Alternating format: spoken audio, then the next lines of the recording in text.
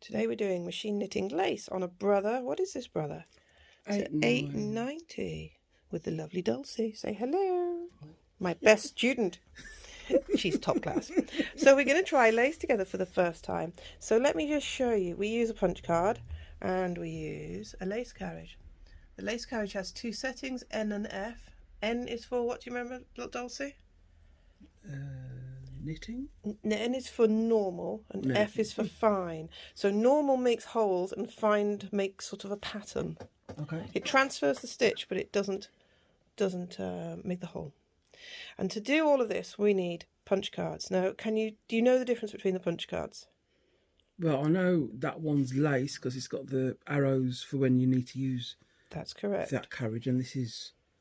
That's Fair Isle. So the Fair Isle has no arrows on the side, and the lace has these arrows. So where we have the red arrow, that is the movement of the lace carriage, and where we have the circular one is where we knit 2 rows with the main carriage, so we can move on and do more lace work. So first of all, we need to put the lace punch card in, and it goes into there. Do you want to have a go at that?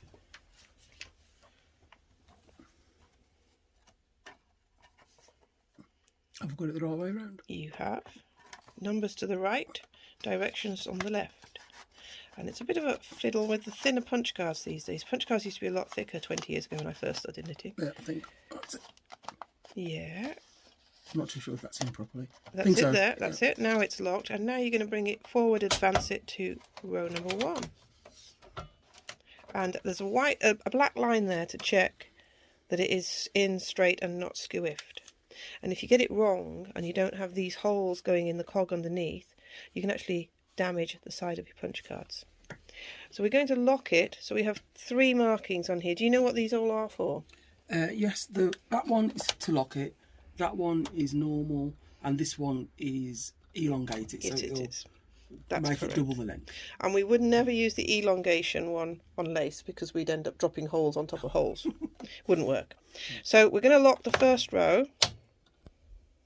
We've left the cast on comb on, and we're going to do it without weights. Your machine, if it starts dropping stitches, then you need to add weights. But I find if you're going to just drop 1 or 2 stitches, having no weights on, it stops it from laddering. Okay. We also need to put on the side rails that are in the lid of the machine, so I'll go get those. They're lurking under there, look. Let's get them out. There they are. Let's see, there's an up and a down. So the reinforcement part, where there's 2 pieces, you see that, Dulcie? Okay.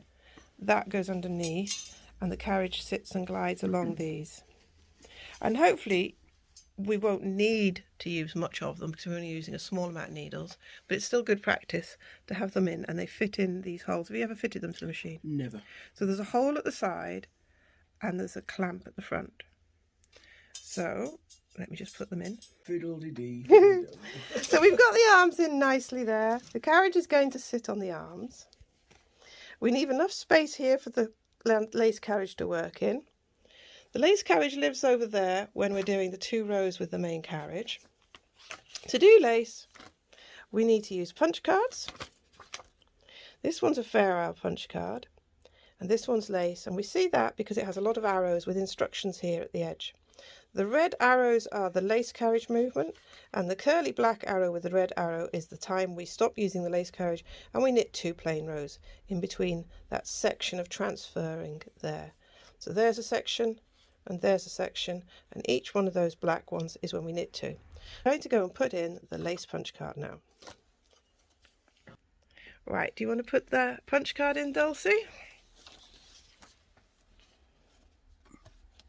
So to put the punch card in, we need to put it in squarely, but wiggle a little bit to get it to catch on those cogs, which are, this is the cog hole that it runs on each side. And the modern punch cards are a bit thin and flimsy, not up to the job. There we go, it's in. Has it clicked yet? I haven't heard a click. I think we might be there. If you want to try and advance it a little bit, just check it's going straight, and that's what the black line is there for. There we go. Row 1, and the black line has to be nice and straight. So we've got 3 markers here: red, stop, triangle to knit, to advance once when we move it on, and the elongation, which means the pattern is twice as long. We don't want to use that ever with lace, but we do use the triangle and the stop. So at the moment we've locked it, we'll just knit 2 rows with the main carriage. Now, one point I need to tell you here, Dulcie. When you've got the carriage stretched that far away from your work, what happens to the wires at the top? The tension will be loose. It will. So we have the second wire, that little one down there. So that is going to hook up onto there, just to add some extra tension so the wire doesn't become exhausted. So do you want to do that? Okay.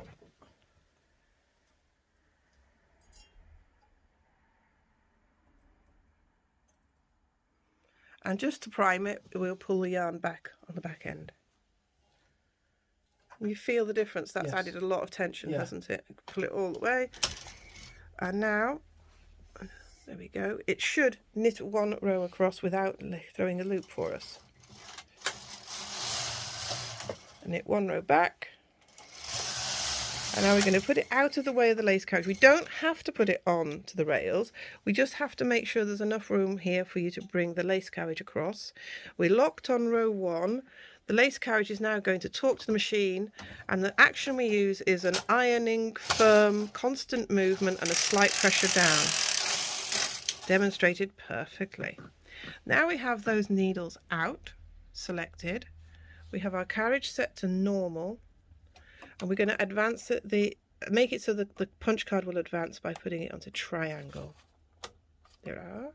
Now when Dulcie takes the carriage now from the left over that direction, from the right to the left, those stitches are going to transfer directly onto the next one, going that way. When we come this way, they go that way. That's why you have a staggered pattern there, you see? Yeah. So that helps you with the fashioning of the lace, and it's called fashioning, like a fully fashioned decrease, fully fashioned increase. Oh, can you do increases fully fashioned? Do you know how to? I have to. Oh, well done. Right, just checking what's next on the lessons. So now we're going to go across until the punch card is reading the black arrow, and we're using a downwards constant pressure and watching our sleeves, because if we pull the needle out, there we go.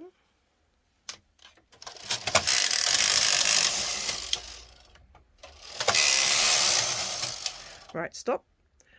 Now, because there are no needles selected, that is our indication that the transferring is done, and we can see we've got holes, but they're not holes, they're transfers. Here we go. And that's telling us now that we need to knit 2 rows. And because we have that extra tension on, we should knit quite nicely across. But you do still want to check you're not going to develop a loop. So, knit 2 rows. And the reason is, did you hear the slight clonk then when you hit the other carriage? Yeah. If you didn't have those rails on now, it could actually shoot it off the end of the machine. So that's your protection as well. So now we're going to knit again till either you see you've got no needles selected, and then you look up and you see, yeah, I am ready to knit 2, or you watch the punch card, whichever you want.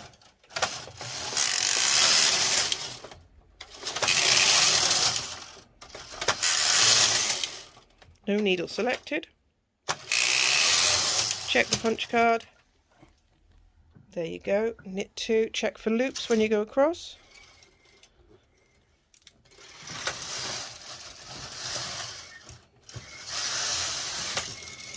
Now, if you look at my knit bits video, you'll see me going full whack at it quite quickly. But in the beginning, this is how we do it. So if you carry on, Dulcie.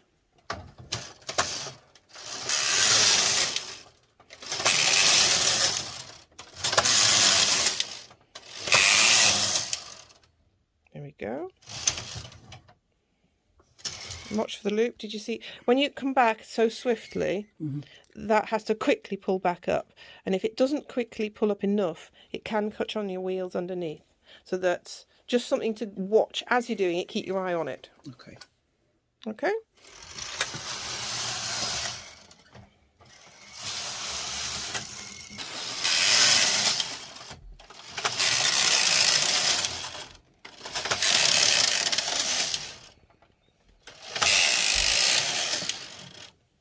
Now this time, instead of going right off the edge, see how much you can lessen the gap.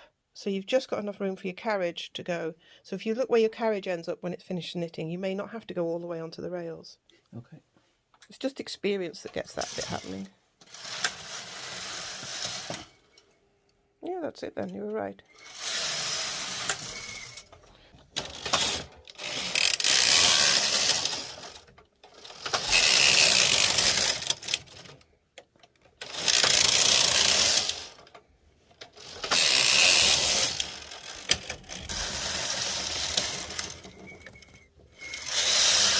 So how are you finding it, Dulcie? Yeah, that was really pretty straightforward. Yeah, it's not scary, is it? No, not at all. If you try now and hold your right hand on the knitting machine carriage, your left hand on this, if you're wide enough to do it sort of thing with your arm stretch. Let's just move that out of the way a little bit. Now you can go left, left, left, left, right, right when you need to. See if you can manage that. Okay, so I've got to do... So you've done your 2 rows, and we know you've done the 2 rows because we've got no holes here. So if you pause when you're knitting and you're not sure where are you, if you've got needles out, obviously the carriage needs to continue working. If you've got holes and no needles out, then you need to knit your 2 rows, because that doesn't tell you you've knitted them, because the knitting machine doesn't advance it with the main carriage. So if you've got holes, you've got to knit your 2 rows, and if you've got no holes like this, you know you've knitted. Okay. So if you try and do the arms stretched out and do left one now, this one.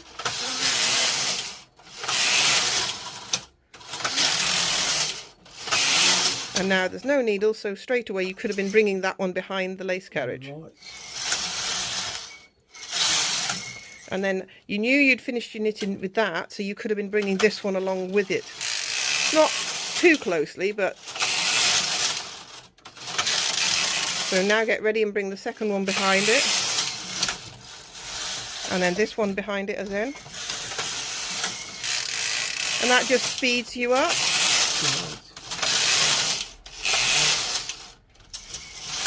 So it's just a bit of coordination to do it. So get ready for the second. Yeah, perfect.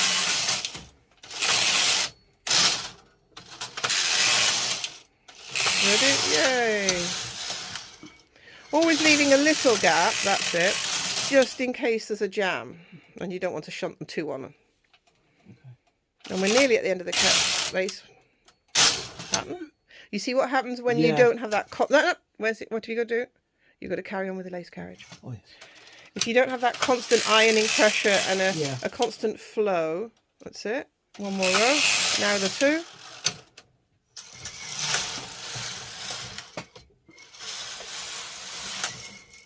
Keep on going till the lace card pops out of the machine.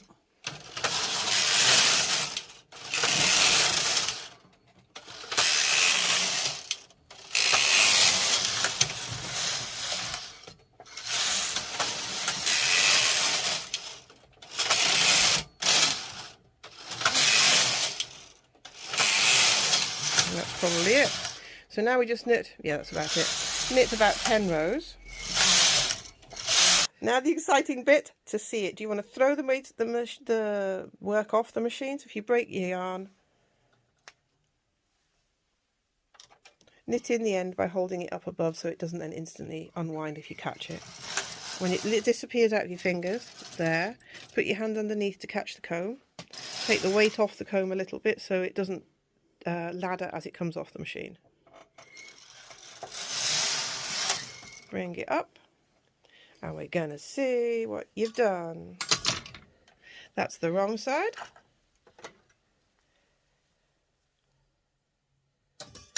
And look at that. Gorgeous. Well done. How's that feel? Brilliant. Not scary? Not at all. I don't know what I was scared of. So the next lesson we're going to do now is how to use the green ruler. So we'll say bye-bye from us. Always says bye-bye. Please like, subscribe, share and give me a comment so I know you care. Take care, my lovelies. Ta-da! Bye-bye.